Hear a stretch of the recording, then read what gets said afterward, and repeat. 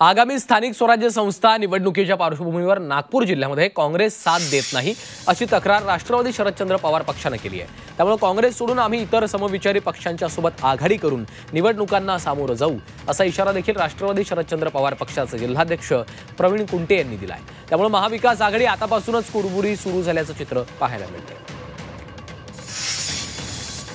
मागच्या स्थानिक स्वराज्य संस्थांच्या निवडणुकांचा अनुभव आणि मागील विधानसभेच्या निवडणुकीमध्ये जो काही आम्हाला आलेला अनुभव आहे तो अनुभव काही फारसा चांगला नाही काँग्रेसच्या बाबतीत।